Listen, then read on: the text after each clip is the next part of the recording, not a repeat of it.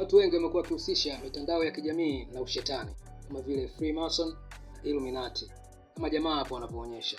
Sasa leo nakwenda kukuelezea kwa lugha rahisi zaidi ili uweze kuelewa japo kidogo tu kile ambacho wanakuwa wanakimaanisha. Kwa kwanza tuanze na logo ya Meta. Meta ndio wamiliki wa Instagram, Facebook na WhatsApp. Meta inamilikiwa na Mark Zuckerberg ambaye ndiye mwanzilishi wa Facebook, Instagram na WhatsApp. Hiyo logo ya Meta wataalamu wa mambo wamekuwa wakifananisha na the Ouroboros. Sijui kama nimeitamka sahihi. Hiyo hapo kama unavyoona jamaa anavyo search hapo. Ouroboros ni ishara ambayo inaonyesha nyoka amezunguka ametengeneza duara na pia amekuja kukila tena mkia wake. Yaani ni kama vile wamemaanisha jinsi ambavyo wao walichokuwa wanataka kukimaanisha ni kwamba maisha wao hayaishi. Yaani anakuwa ni mzunguko ule ule kila siku. Unazunguka na kujila tena, unazunguka tena. Ni utabaki kwenye mzunguko huo, maisha yao hayana mwisho. Hii logo ilianzia Misri.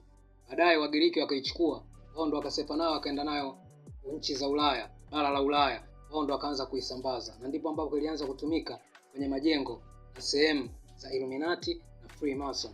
Ikawa kama vile inatambulika kama ni nembo yao. Sasa basi, Meta ambayo inamilikiwa na Mark ndo ambaye anamiliki Facebook. Wataalamu wa mambo wanakuambia logo ya Facebook the way ilivyokaa, ile F inamaanisha logo ya Masonic Turbo Cane kama unavyomwona jamaa hapo anapoendelea kuisearch. Masonic Turbo Cane imekuwa ikitumika sana kwenye majengo ya Freemason, ikiwekwa pia kwenye sehemu zao za mikutano ikiwa kama ni moja ya ishara zao.